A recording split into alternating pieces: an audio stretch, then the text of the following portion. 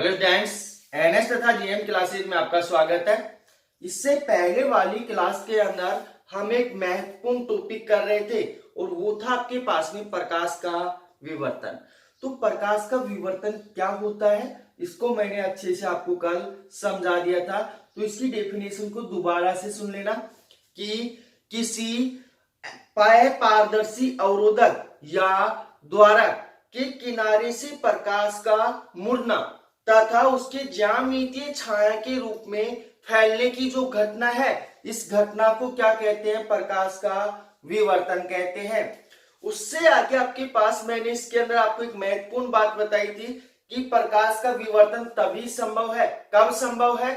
जब आपके पास में जो अवरोधक या द्वारक है उसका जो आकार है वो प्रकाश के तरंगदैर्घ्य के बराबर होना चाहिए, तभी आपके पास में क्या होता है? विवर्तन की घटना देखने को मिलती है, अन्यथा विवर्तन की घटना देखने को नहीं मिलती है। उससे आगे था आपके पास तीनों कंडीशन मैंने समझा दी थी। यदि आपके पास में जो अवरोधक या जो द्वारक है उसका आकार क्या है? बहुत बड़ा है तरंगदैर्घ्य से, तो विवर्तन क्या होता है? ना के बराबर होता है। उससे आगे था यदि आपके पास में जो आकार है वो d वो किसके बराबर आपके पास में तरंगदैर्घ्य के बराबर है, तो विवर्तन कुछ होता है। और यदि आपके पास में जो द्वारक का आकार है वो क्या है? तरंगदैर्घ्य से बहुत छोटा है, तो विवर्तन की घटना पूर्णतः या स्पष्ट रूप से देखने को मिलती है। उससे आगे आपके पास में टॉपिक था कि ध्वनि तथा प्रकाश के विवर्तन में तुलना। तो ध्वनि तथा प्रकाश के विवर्तन के अंदर तुलना मैंने आपको समझा दी थी, क्योंकि जो आपके पास में प्रकाश तरंगे होती है उनका तरंगदैर्घ्य कितना होता है? 10⁻⁷ मीटर होता है। तो अब आपके पास में उनका तरंगदैर्घ्य 10⁻⁷ मीटर है, तो उसके विवर्तन के लिए अवरोधक का आकार कितना होना चाहिए?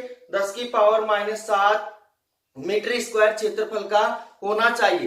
तो इतना नुकीला जो आपके पास में अवरोधक है वो हम दैनिक जीवन में प्राप्त नहीं कर सकते, इसलिए प्रकाश के विवर्तन को हम दैनिक जीवन में नहीं देख सकते। परंतु आपके पास में जो ध्वनि है, ध्वनि का जो तरंगदैर्घ्य होता है कितना होता है? 1 मीटर का होता है। तो उसके विवर्तन के लिए हमें क्या होती है? 1 मीटर स्क्वायर क्षेत्रफल के अवरोधक की आवश्यकता होती है, जो हम दैनिक जीवन में आसानी से प्राप्त कर लेते हैं। तो हम ध्वनि के विवर्तन को आसानी से देख सकते हैं। उससे आगे था आपके पास में टॉपिक विवर्तन के प्रकार। तो विवर्तन आपके पास में कितने प्रकार का था? 2 प्रकार का था। पहला था आपके पास में फ्रेंडल विवर्तन, दूसरा था आपके पास में फ्रेनहोफर विवर्तन। तो फ्रेंडल विवर्तन के बारे में मैं आपको बता चुका हूं कि फ्रेंडल विवर्तन क्या होता है। इसको फ्रेनल विवर्तन भी बोलते हैं भाई। तो फ्रेंडल विवर्तन जो है इसकी डेफिनेशन दोबारा से सुन लेना कि एक वर्णी प्रकाश स्रोत तथा पर्दा दोनों विवर्तन उत्पन्न करने वाला, जो बीच में अवरोधक है, विवर्तन उत्पन्न करने वाले अवरोधक या द्वारक से क्या होते हैं? सीमांत दूरी के ऊपर होते हैं। तब आपके पास में जो विवर्तन होता है, कौन सा विवर्तन होता है? फ्रेंडल विवर्तन होता है। उससे आगे आपके पास में इसके अंदर जो क्वेश्चन बनता है वो क्वेश्चन क्या है उसको अच्छे से सुनना कि फ्रेंडल विवर्तन के अंदर आपतित तथा विवर्तित जो तरंगाग्र होता है कैसा होता है? कैसा होता है? तो ध्यान देना कि आपके पास में फ्रेंडल विवर्तन के अंदर आपतित तथा विवर्तित जो तरंगाग्र होता है या तो गोलीय होता है या कैसा होता है? बेलनाकार होता है। उससे आगे आपके पास में अब जो टॉपिक चलेगा वो आपके पास में फ्रेनहोफर विवर्तन। तो टॉपिक आपके पास में फ्रेनहोफर विवर्तन, और ये भी समझा दिया था मैंने कि फ्रेंडल विवर्तन किस किस के कारण होता है? सीधे किनारे वाले तार के कारण होता है या संकीर्ण तार के कारण होता है, सूक्ष्म अपारदर्शी शक्ति पर फ्रेंडल विवर्तन होता है। तो अब आपके पास में अगला है फ्रेनहोफर विवर्तन।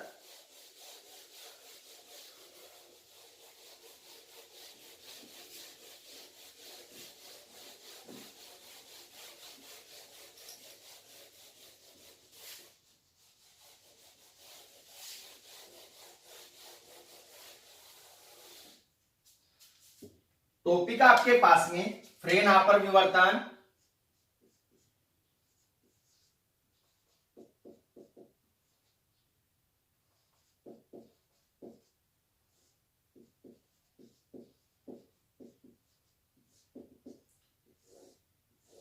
फ्रेनहाफर विवर्तन। तो आपके पास में फ्रेनहाफर विवर्तन क्या होता है, डेफिनेशन ध्यान से सुनना भाई। जो आपने फ्रेंडल विवर्तन है उससे विपरीत होता है।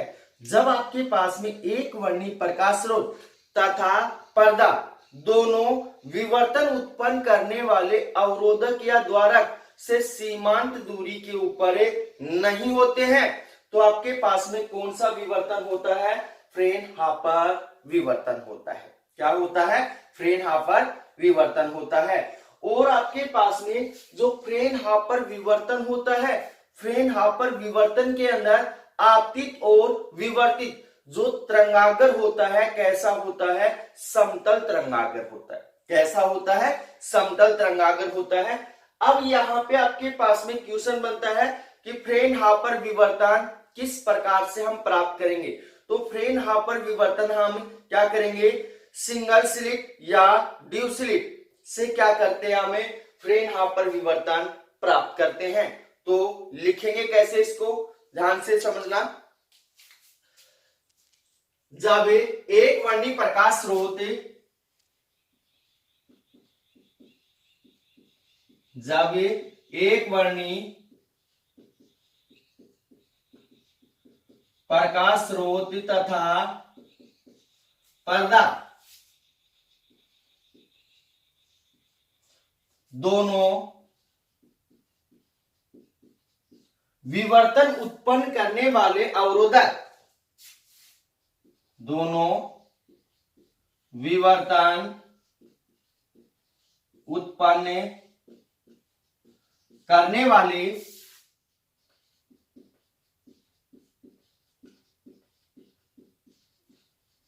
अवरोधक या द्वारक से सीमांत दूरी पर नहीं होते हैं,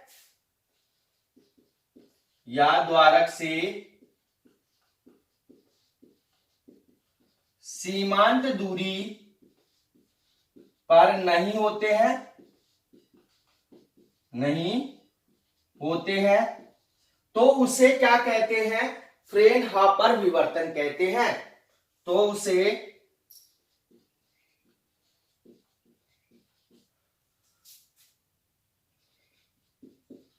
फ्रेनहाफर विवर्तन कहते हैं। तो फ्रेनहाफर विवर्तन की डेफिनेशन आपको समझ में आ गई होगी। जो फ्रेंडल विवर्तन है उससे क्या है, विपरीत है। अब इससे आगे आपके पास में फ्रेनहाफर विवर्तन के अंदर आपतित तथा विवर्तित जो तरंगागर होता है कैसा होता है, समतल होता है। परंतु फ्रेंडल विवर्तन के अंदर कैसा होता है, गोलीय या बेलनाकार होता है। तो इससे आगे लिखेंगे फ्रेनहाफर विवर्तन में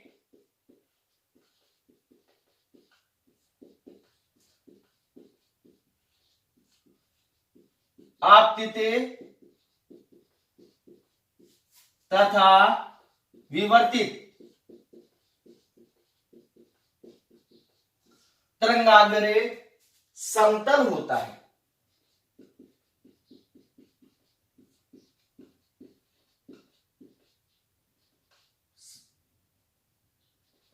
समतल होता है।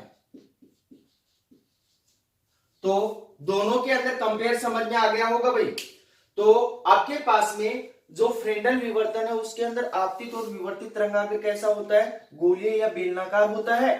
परंतु आपके पास में फ्रेनहाफर विवर्तन के अंदर जो आपतित और विवर्तित जो तरंगाग्र है कैसा होता है, आपके पास में समतल होता है। उससे आगे आपके पास में जो फ्रेनहाफर विवर्तन है वो हम कैसे प्राप्त करते हैं, तो एकल रेखा छिद्र या द्विरेखा छिद्र पर क्या होता है, फ्रेनहाफर विवर्तन होता है। यहां पे लिखेंगे एकल रेखा छिद्र या द्विरेखा छिद्र, रेखा छिद्र पर, छिद्र यहाँ पे स्लिट है, क्या है, स्लिट। इसको ऐसे भी बोल सकते हैं एकल रेखा स्लिट या द्वि स्लिट छिद्र, सॉरी एकल स्लिट या फिर दूसरा हो जाएगा द्वि स्लिट पर जो होता है वो क्या होता है आपके पास में फ्रेनहाफर विवर्तन होता है, पर फ्रेनहाफर विवर्तन होता है।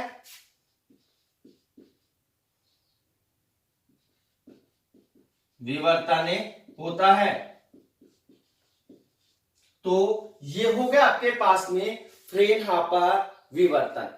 अब इससे आगे ध्यान से समझना, अगला जो टॉपिक है इसका एग्जाम्पल है, और एग्जाम्पल क्या है आपके पास में एकल रेखा छिद्र पर फ्रेनहाफर विवर्तन किस प्रकार से होगा, और ये क्या है वेरी वेरी वेरी इंपॉर्टेंट है, इसको अच्छे से समझना भाई।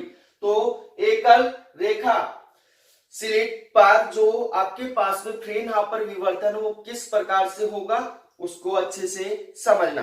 तो इसको मैं रब कर रहा हूं।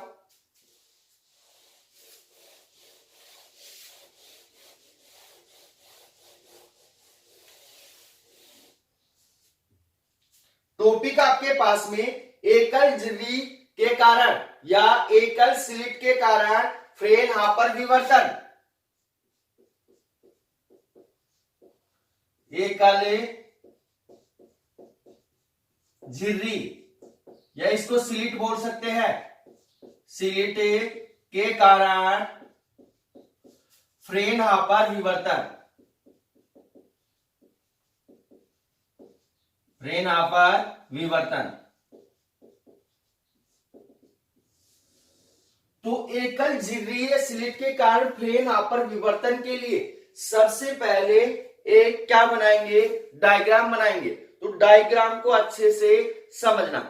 तो एकल झिल्ली या स्लिट के कारण जब फ्रेनहाफर विवर्तन होगा तो हमें किसकी आवश्यकता पड़ेगी, एक वर्णीय प्रकाश स्रोत एस की आवश्यकता पड़ती है।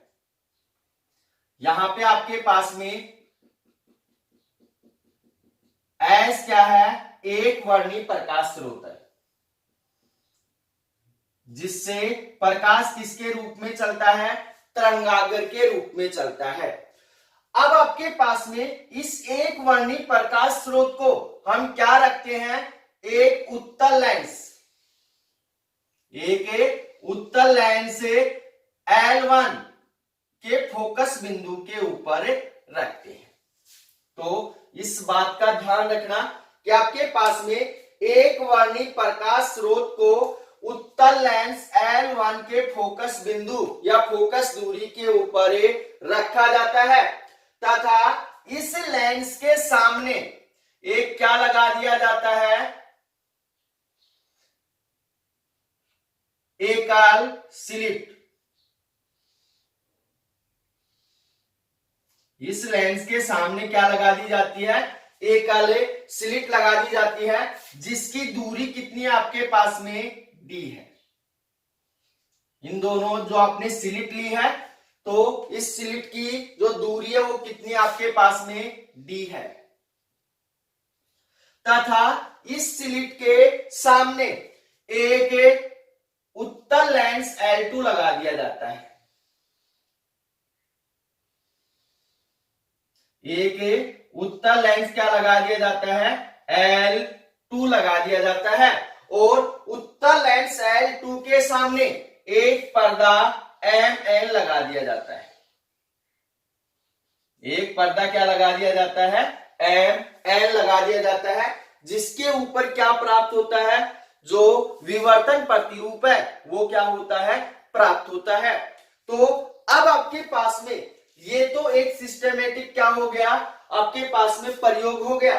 अब इसके अंदर कार्य कैसे होगा, तो जब आपके पास में एक वर्णीय प्रकाश स्रोत से तरंगे किसके ऊपर आपतित होती हैं, लेंस L1 के ऊपर क्या होती हैं, आपतित होती हैं, लेंस L1 के ऊपर क्या होती है, आपतित होती है, तथा ये प्रकाश किरणें लेंस L1 के ऊपर आपतित होने के पश्चात क्या हो जाती हैं? समतल तरंगागर के रूप में प्राप्त होती हैं। किसके रूप में प्राप्त होती हैं? समतल तरंगागर। समतल तरंगागर के रूप में प्राप्त होंगी तो दोनों एक दूसरे के क्या रहेंगी? समांतर रहेंगी। कब? अपवर्तित होने के पश्चात। तो अब आपके पास में ये जैसे ही समांतर प्रकाश तरंगे लेंस L2 के ऊपर क्या होती हैं? आपतित होती हैं। लेंस से L2 के ऊपर क्या होती है? आपतित होती है। तब आपके पास में जो स्लिट आपने ए बी मानी है, इस स्लिट ए बी का जो विवर्तन प्रतिरूप है वो लेंस से L2 कहां बना देता है? पर्दे के ऊपर बना देता है।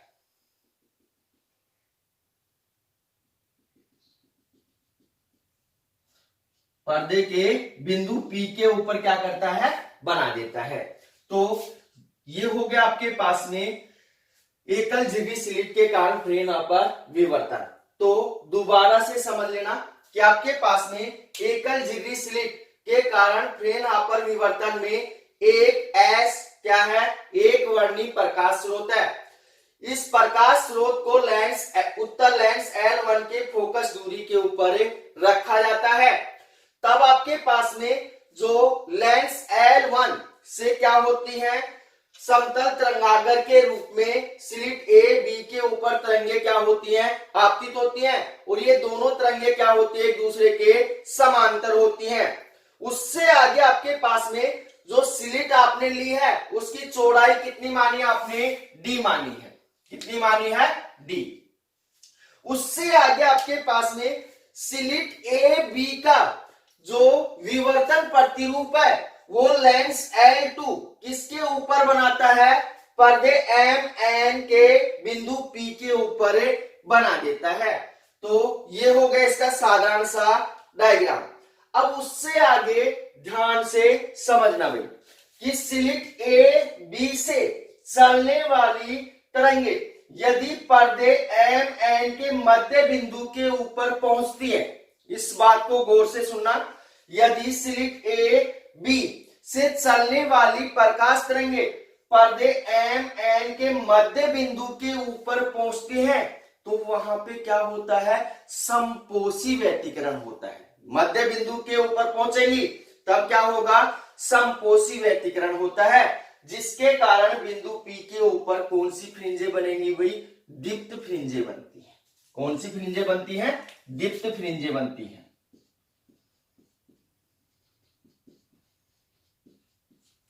उससे आगे सेकंड बात क्या है? यदि आपके पास में बिंदु ए बी से चलने वाली जो तरंगे हैं वो पर्दे के मध्य बिंदु पर न पूछकर किसी अन्य बिंदु P डैश के ऊपर पहुंचते हैं, किसी बिंदु P डैश के ऊपर पहुंचती हैं, तब आपके पास में बिंदु P डैश के ऊपर बनने वाला जो विवर्तन प्रतिरूप है वो इन तरंगों के पथांतर के ऊपर क्या करता है? निर्भर करता है। क्योंकि यहाँ पे अब तो ये सीधी जा रही है तो यहाँ पे आपके पास में क्या होगा? यहाँ पे जो पथांतर और कलांतर का मान है वो कितना होगा? 0 होगा। परंतु आपके पास में ये बिंदु P के ऊपर नहीं पहुंचकर कहां पहुंच रही हैं? P डैश के ऊपर पहुंच रही हैं।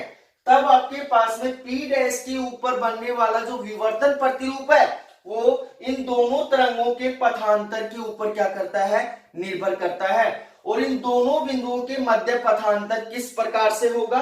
अब यहाँ पे पहले इनको कहां पहुंचा दो?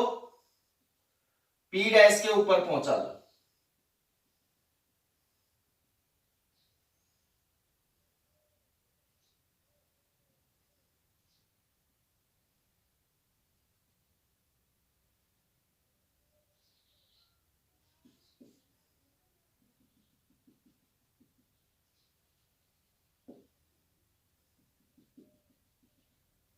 P डैश के ऊपर क्या हो रही है?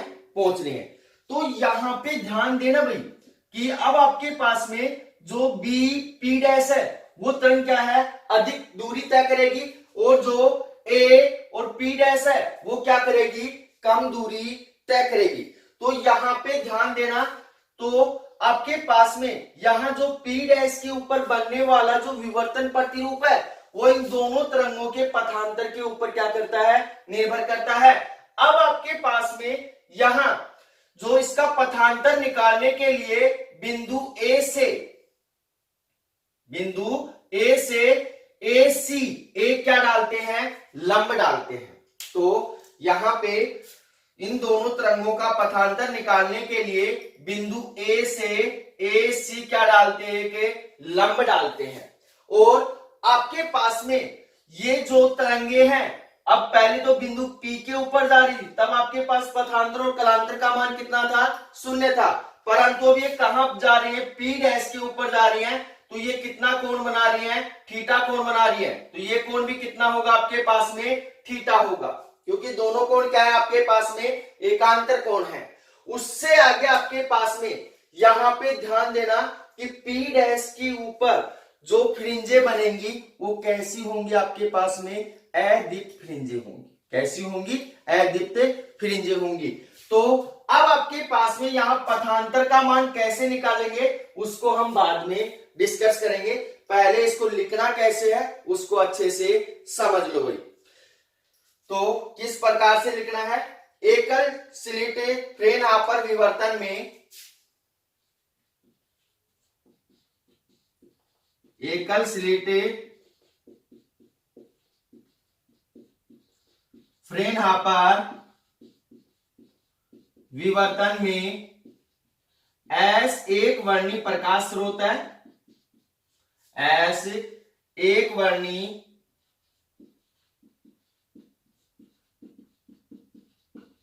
प्रकाश स्रोत है, जिसको लेंस उत्तल लेंस L1 के फोकस बिंदु के ऊपर रखा जाता है, जिसको उत्तल लेंस L1 के फोकस बिंदु पर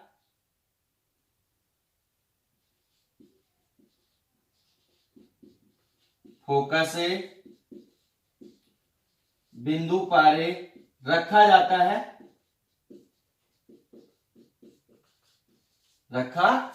है। उससे आगे आपके पास में क्या होगा, या इसको आप ऐसे भी लिख सकते हैं, फोकस बिंदु के स्थान पर क्या लिख सकते हैं, फोकस दूरी के ऊपर रखा जाता है। उससे आगे एक समतल तरंगाग्र स्लिट ए बी पर समांतर प्रकाश तरंगों के रूप में क्या होता है, आपतित होता है। तो आगे लिखेंगे, एक समतल तरंगाग्र, एक समतल तरंगाग्र क्या होता है आपके पास में, स्लिट ए बी पर समांतर प्रकाश किरणों, स्लिट ए बी पर समांतर प्रकाश किरणों के रूप में आपतित होता है, के रूप में आपतित होता है। तो आपके पास में यहां जो स्लिट ए बी है, इसके ऊपर लेंस L1 के कारण जो तरंगाग्र है वो कैसा होता है, समतल होता है, और कैसा होता है, समांतर प्रकाश किरणों के रूप में होता है। उससे आगे आपके पास में एकल रेखा छिद्र या स्लिट ए बी की चौड़ाई, यहां पे लिखेंगे स्लिट ए बी की चौड़ाई d होती है, स्लिट ए बी की चौड़ाई d होती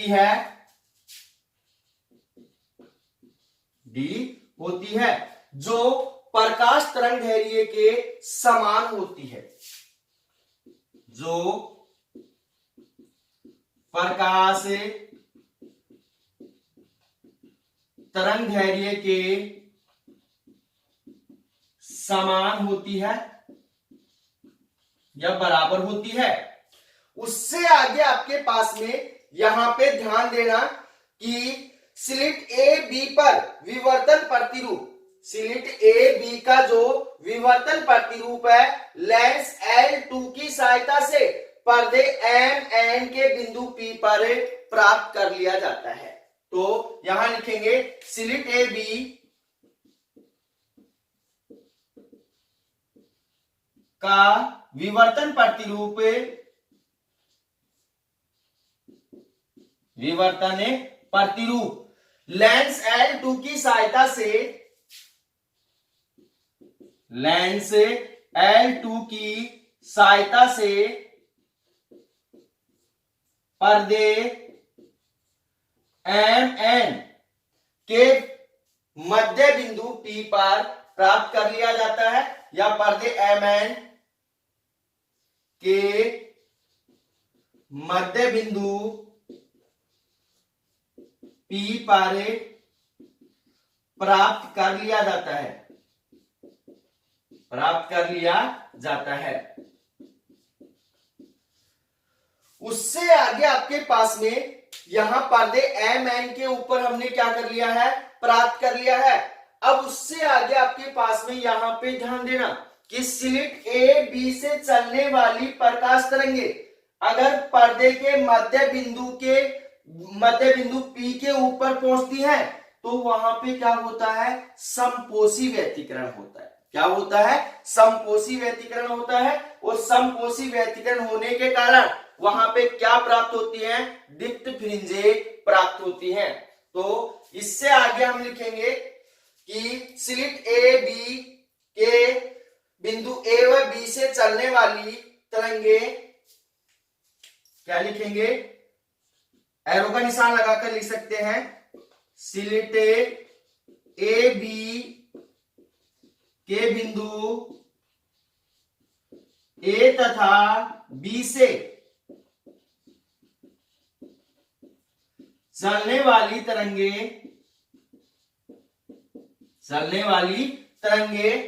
क्या होती है, जब पर्दे के मध्य बिंदु पर पहुंचती हैं तो उनके वहां मध्य बिंदु के ऊपर क्या होता है, समपोषी व्यतिकरण होता है। तो तरंगे जब पर्दे के मध्य बिंदु P पर पहुंचती हैं तब आपके पास में यहां पे दोनों तरंगे कैसी हैं, समांतर हैं। तब आपके पास में उसके मध्य पथांतर व कलांतर का मान 0 होता है। तब उनके मध्य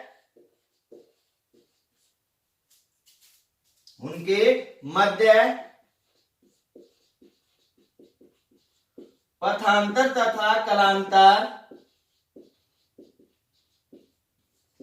का मान 0 होता है।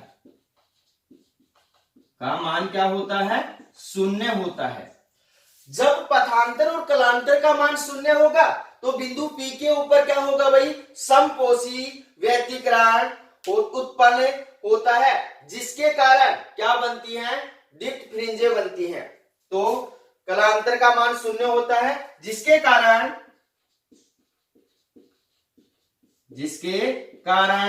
बिंदु P पर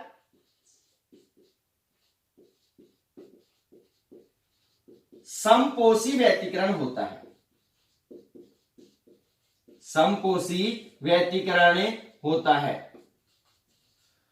और समपोषी व्यतिकरण होने के कारण बिंदु P के ऊपर कौन सी फ्रिंजें बनती हैं, दीप्त फ्रिंजें बनती हैं।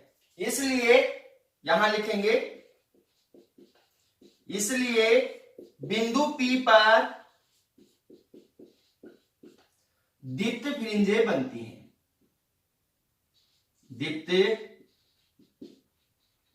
फ्रिंजें बनती हैं, चमकीली फ्रिंजें बनती हैं।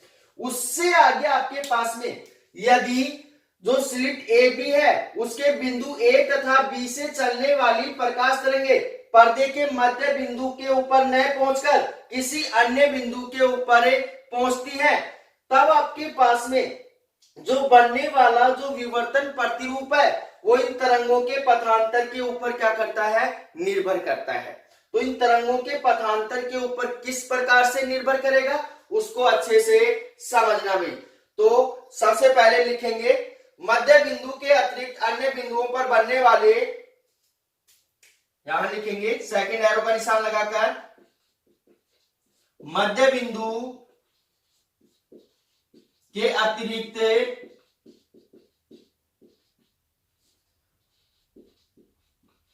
अन्य बिंदुओं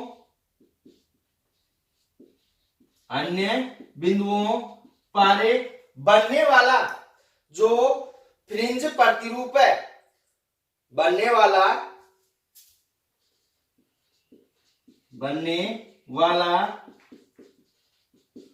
फ्रिंज प्रतिरूप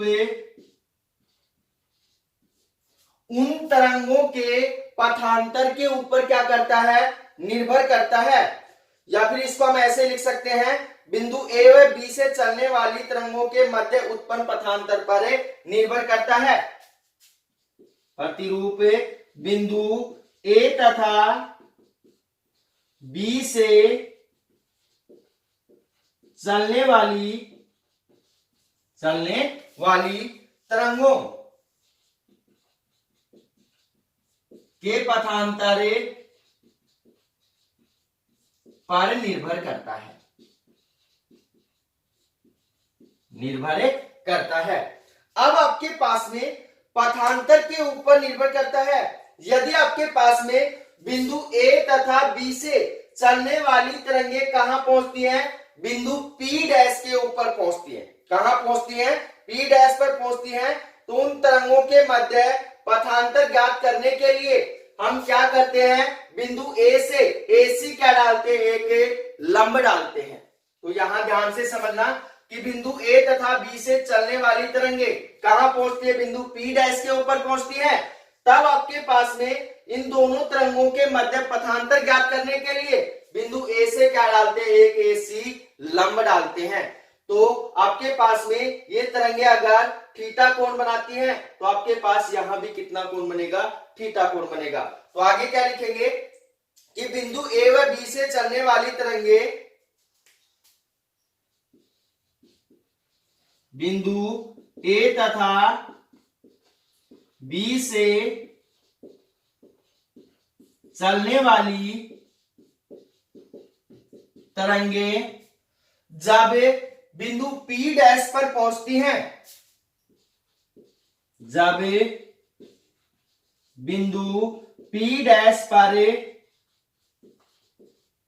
पहुंचती हैं, तब उन दोनों तरंगों के मध्य या तब उनके मध्य पथांतर ज्ञात करने के लिए, तब उनके मध्य पथांतर ज्ञात करने के लिए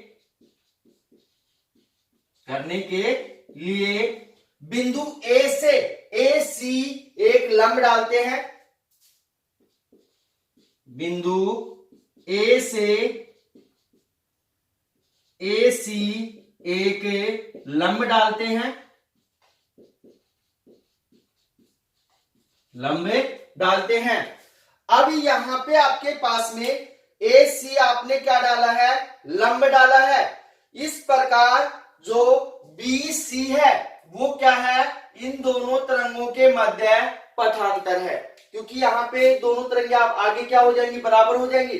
दोनों के पथ के अंदर जो अंतर आ रहा है कितना आ रहा है, BC आ रहा है। इसलिए BC दोनों तरंगों के मध्य क्या है, पथांतर है। तो आगे लिखेंगे, इसलिए BC दोनों तरंगों के मध्य पथांतर है। दोनों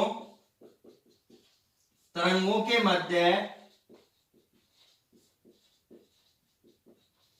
पथांतर है। तो अब पथांतर का मान कैसे निकालेंगे, तो उसको अच्छे से समझना। आपके पास में त्रिभुज ए बी सी में, तो ये आगे यहां पे कर रहा हूं भाई, यहां पे लिखेंगे त्रिभुज ए बी सी में, यहां पे आपके पास में कौन सा कोण बना हुआ है, थीटा बना हुआ है, तो साइन थीटा, साइन थीटा बराबर आपके पास में जो स्लिट ए बी है उसकी दूरी कितनी है आपके पास में, डी है। तो आपके पास में मान किसका निकालना है, पथांतर बीसी का निकालना है, तो आपके पास में यहां पे 90 डिग्री का कोण है, तो आपके पास में करण कौन सा हो गया, इसके सामने वाला हो गया, तो आपके पास में लाल बटे कक्का से क्या हो जाएगा, साइन थीटा बराबर लंब बटे क्या हो जाएगा, करण। अब आपके पास में यहां पे लंब कौन सा रहेगा आपके पास में, लंब आपके पास में बीसी है, और आपके पास में यहां करण कौन सा रहेगा आपके पास में, ए बी रहेगा। तो क्या होगा आपके पास में, साइन थीटा बराबर हो जाएगा बीसी बटे कितना हो जाएगा, ए बी। चूंकि आपके पास में ए बी बराबर कितना है, डी है, तो साइन थीटा बराबर कितना होगा आपके पास में, बीसी बटे कितना हो जाएगा, डी हो जाएगा। तो बीसी पथांतर बराबर कितना होगा, डी साइन थीटा होगा, कितना होगा, डी साइन थीटा होगा। तो ये हो गया आपके पास में एकल झिर्री स्लिट के कारण फ्रेन पर विवर्तन। इससे आपने क्या निकाला है, पथांतर का मान निकाला है, बीसी बराबर कितना है, डी साइन थीटा आया है। तो इसको दोबारा से समझ लेना, जल्दी जल्दी समझाऊंगा, फिर इससे आगे इसकी कंडीशन करेंगे। तो आपके पास में एकल झिर्रीय स्लिट के कारण फ्रेन पर विवर्तन के लिए एक क्या लेते हैं, हमें एक वर्णिक प्रकाश स्रोत एस लेते हैं, जिसको लेंस L1 की फोकस दूरी के ऊपर रखा जाता है। इस लेंस से जो आपके पास में स्लिट ए बी के ऊपर कैसा तरंगाग्र आपतित होता है, समतल तरंगाग्र आपतित होता है, और ये समतल तरंगाग्र आपतित होने के कारण दोनों तरंगे एक दूसरे के क्या रहती हैं, समांतर रहती हैं। उसके पश्चात आपके पास में जो स्लिट आपने ए बी ली है, स्लिट की चौड़ाई कितनी ली आपने, डी ली है। उससे आगे आपके पास में स्लिट ए बी का जो विवर्तन प्रतिरूप है वो लेंस L2 की सहायता से कहां प्राप्त होता है, पर्दे MN के ऊपर प्राप्त होता है। ये तो इसकी साधारण सी बात हो गई। उससे आगे आपके पास में दो बातें आपको समझनी है। फर्स्ट बात क्या है आपके पास में कि स्लिट ए बी के बिंदु ए तथा बी से चलने वाली तरंगे यदि पर्दे के मध्य बिंदु P के ऊपर पहुंचती है, तब आपके पास में पर्दे के मध्य बिंदु के ऊपर पहुंचेंगी, तो यहां पे उनका पथांतर और कलांतर का मान कितना होगा, शून्य होगा। पथांतर और कलांतर का मान कितना रहेगा, शून्य रहेगा, क्योंकि दोनों एक दूसरे के क्या है, समांतर हैं। पथांतर का और कलांतर का मान शून्य होने के कारण बिंदु P के ऊपर क्या होता है, समकोषी व्यतिकरण होता है, और समकोषी व्यतिकरण होने के कारण बिंदु P के ऊपर कौन सी फ्रिंजें बनती हैं, दीप्त फ्रिंजें बनती हैं। उससे आगे सेकंड बात क्या है, यदि स्लिट ए व बी के बिंदु ए तथा बी से चलने वाली तरंगे मध्य बिंदु P पर न पहुंचकर किसी अन्य बिंदु P डैश के ऊपर पहुंचती है, तो P डैश के ऊपर उत्पन्न होने वाला जो विवर्तन प्रतिरूप है वो इन दोनों तरंगों के पथांतर के ऊपर क्या करता है, निर्भर करता है। तो इन दोनों तरंगों के पथांतर निकालने के लिए बिंदु A से AC क्या डालते, A के लंब डालते हैं। तो अब लंब जो पथांतर है वो क्या है आपके पास में, BC है, तो BC का मान हम यहां से आसानी से निकाल सकते हैं, BC का मान आसानी से निकाल सकते हैं। तो अब आपके पास में BC बराबर आ गया D साइन थीटा। अब इससे आगे इसके अंदर कंडीशन है, दो कंडीशन, न्यूनतम तीव्रता की स्थिति में और सेकंड आपके पास में अधिकतम तीव्रता की स्थिति में। अगर आपके पास में न्यूनतम तीव्रता की स्थिति होती है तो पथांतर का मान कितना होता है, लैम्डा, 2 लैम्डा, 3 लैम्डा और डैश डैश करके n लैम्डा तक होता है। परंतु आपके पास में अधिकतम तीव्रता की स्थिति के लिए क्या होगा, आपके पास में जो पथांतर होगा वो कितना होगा, 2n प्लस में लैम्डा बाई 2 होगा, 2n प्लस में लैम्डा बाई 2 होगा। या फिर इसको हम साधारण रूप में लिखें 3 लैम्डा बाई 2, 5 लैम्डा बाई 2, 6 और 7 लैम्डा बाई टू, इस रूप में होगा। तो इसके बारे में कल करेंगे चर्चा, क्योंकि बहुत ज्यादा लंबी क्लास हो जाएगी पूरा टॉपिक होने में। तो इन टॉपिकों के बारे में कल डिस्कस करेंगे। अगर वीडियो आपको पसंद आया है तो वीडियो को लाइक कीजिए, शेयर कीजिए तथा हमारे YouTube चैनल को सब्सक्राइब कीजिए। तो मिलते एक छोटे से ब्रेक के बाद। धन्यवाद।